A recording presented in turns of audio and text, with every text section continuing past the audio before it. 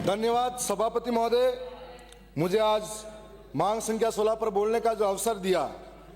और मैं बताना चाहूँगा कि हमारे आज राजस्व मंत्री, हम एक ही जिले से आते हैं, आदिवासी अंचल से आते हैं, वहाँ की ज़मीनी हकीकत, वहाँ की समस्याओं से हम अच्छी तरह से रूबरू भी हैं। और मैं कहना चाहूँगा कि आज जो कानून है वो बने नहीं, उससे पहले उस ज़मीनों पर आदिवासी रह रहा है।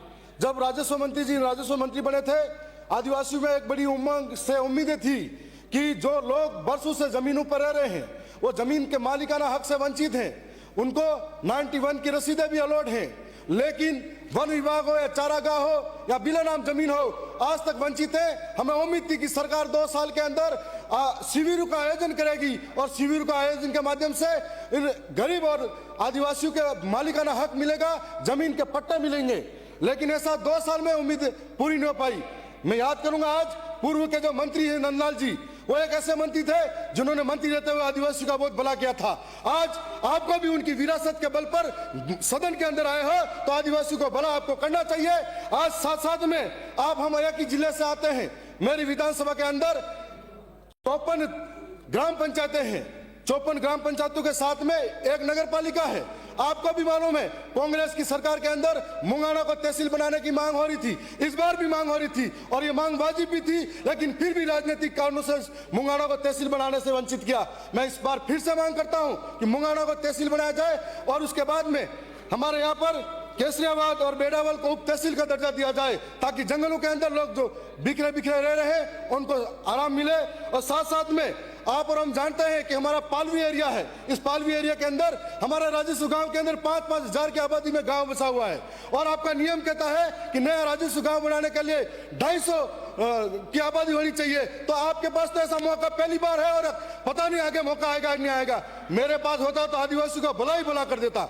और आपको ऐसे राजस्व कई सारे गांव बना देने चाहिए। और मैं यह भी कहना चाहूंगा कि आज जमीनों पे बहुत सारी लड़ाइयां चल रही हैं और इन लड़ाइयों के निस्तारण के लिए वो गरीब आदिवासी कहां बढ़ गए। इसलिए दरियावत के अंदर आपकी सरकार से मांग करते हैं कि एडीजे कोर्ट खुले और आज जमीनों के कई मामले लंबित वर्षों से रह जाते हैं, उसको लेकर आज जोधपुर हाईकोर्ट की तरफ रुख करना पड़ता है और बरसों से उदयपुर के लिए हाईकोर्ट की मांग चली आ रही है। आपको उसके लिए भी एक आपके मंत्री रहते हुए जोधपुर को हाईकोर्ट भी बना, उदयपुर में हाईकोर्ट खोला जाना चाहिए ताकि आदिवासियों के जमीनी मुद्दे उदयपुर के अंदर ही खत्म हो जाए। मैं साथ साथ में यह भी कहना चाहूंगा कि आज सरकार 2 साल बनाम 5 साल की चर्चा कर रही है। राजस्थान की जनता इसकी ये मांग नहीं है कि उनकी उपलब्धियां गिनाए, यहां पर उनके प्रचार हो। और आज आपके पूछना चाहेंगे कि आदिवासी अंचल का हाल क्या है। कभी पानी के लिए तरसता है, कभी बिजली के लिए तरसता है, कभी सड़कों के लिए तरसता है। यह सरकार आई या यह सरकार आई हमदर्द बनी, लेकिन कभी न किसी का कभी सहारा नहीं बनी। और आज जब दुनिया इस पे जाने की बात करती है, मेरी विधानसभा के अंदर बच्चे पहाड़ों पे पढ़ाई कर रहे हैं। आज कई स्कूलें मंदिरों में चल रही है, कई स्कूलें पहाड़ों के नीचे चल रही है, किसी ने ध्यान नहीं दिया। साथ साथ में सरकार अपनी उपलब्धियां गिना रही है। मैं याद दिलाना चाहूंगा कि प्रदेश का बेरोजगार जो एक तख्त की निगाहों से इन सरकारों की तरफ देखता है, जब कांग्रेस की सरकार थी तब पेपर लीक के बड़े बड़े घोटाले हुए थे और उस पेपर लीक के घोटालों में सरकार ने उम्मीदें जताई कि नई सरकार आएगी, नई नीतियां बनाएगी, नई नीतियों के साथ में हमारे लिए काम होंगे और नई नीतियों के साथ में बेरोजगारों के हाथ में रोजगार होगा। वो बेरोजगार जो अपने माँ के गहने बेचता है, जमीन बेचता है और जमीन और गहने बेच के मुश्किल से पढ़ाई करता है, जब पेपर लीक होता है, साफ पेपर लीक नहीं होता है, उनके सपने लीक होता है, उनका भविष्य लीक होता है और ऐसे में उनका सपने और भविष्य टूटता है तो अंधकार में चला जाता है। जिसके हाथ में कागज कलम होना चाहिए, उसके हाथ में खेती पावड़े पड़े हुए हैं, वो मजदूर बन चुका है। और इस सरकार से उम्मीद लगा के जब बैठा था कि पेपर लीक की जांच होगी, ये जो मैं पोस्टर ये पेपर लाया हूं, इसके अंदर सत्ता पक्ष के वादे याद दिला रहा हूं। जब इन्होंने कहा था कि हम सरकार में आएंगे, पेपर लीक की जांच कराएंगे, सीबीआई से जांच करेंगे, आज वो सीबीआई, आज वो एसओजी कहां गई। एक आदिवासी को पकड़कर सारा टिकरा उस पर फोड़ा गया और आदिवासी को पकड़कर बहुत सारे बेगुनाह बचे हुए मंजू शर्मा का नाम आया, शिव सिंह राठौर का नाम आया। क्या एक आदिवासी के अंदर ही उसको जेल में डालने का न्याय होगा? और ऐसे मगरमच्छ पकड़ेंगे कब पकड़ेंगे? बेरोजगारों के साथ में कब न्याय होगा? और प्रदेश के अंदर कल प्रश्न का जवाब था 70,000 भर्तियां खाली है। आपने कांग्रेस का नाम ले लिया और कांग्रेस ने गलतियां की इसलिए विपक्ष में बैठा। आप सत्ता पक्ष में थे, आज के पास समाधान होना चाहिए।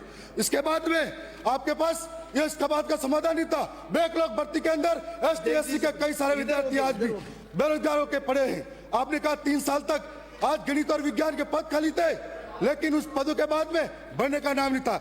आपसे सरकार ने आज 2 साल बनाम 5 साल की जो बात कही है, मैं सरकार के कहना चाहूंगा आपकी करनी और कतनी में अंतर नहीं होना चाहिए। ये करनी और कतनी में नहीं, ये जो फोटो है सभापति महोदय, इसमें आप भी हो और इस मुद्दे के दम पर आप सत्ता में आए। सत्ता में आने के बाद में सीबीआई जांच की बात तो भूल गए।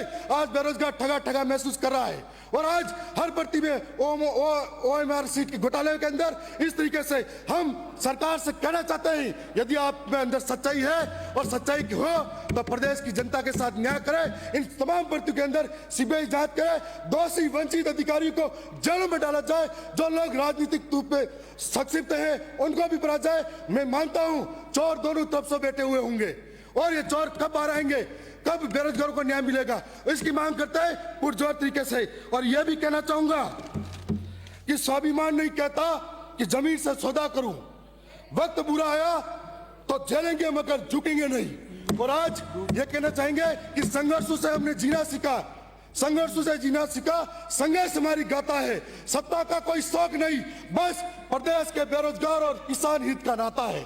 आज हमारे किरोड़ी जी मंत्री साहब भी आए हुए हैं। आप तो उस वक्त जब सरकार कांग्रेस की थी खूब डंडे लगाए थे आपने, और खूब डंडे लगाए, आपकी गाड़ी में बोरिया बिस्तर पड़ा रहता था। बेरोजगारों को न्याय करेंगे, हमारी सरकार आएगी, यह करेंगे वो करेंगे, और इस पोस्टर के अंदर आप सबसे आगे दिख रहे हो। आज हमको उम्मीद थी कि आज इन चोरों को पकड़ के अंदर डालना था, लेकिन नहीं डाला। और आज आपका जमीन कहाँ गया? आज वो चोर क्यों अंदर नहीं आ रहे? आज बेरोजगारों के साथ में क्यों न्याय नहीं होता? आज ये पूछता है बेरोजगार, आज पूछता है राजस्थान का नौजवान, आज पूछता है पूरे प्रदेश का नौजवान। और आज हम इसकी सीबीआई जांच की मांग करते हैं और हम सरकार से भी कहना चाहेंगे, हम राजस्थान सरकार श्री सोनलाल नायक, श्री सोनलाल जी नायर। माननीय सभापति महोदय, मांग संख्या 16 पर आपने और हमारे नेता ने मुझे समय दिया। विराजिए आपका बहुत बहुत धन्यवाद। हो गया आपका, हो गया, आप विराजिए। माननीय सभापति महोदय, हो गया, आ गया, सरकार के संज्ञान में आ गया, आप विराजिए। मेरे विधानसभा क्षेत्र और गंगानगर जिले में आप विराजिए, बहुत से किसानों की आप विराजिए। आवंटित भूमि गजट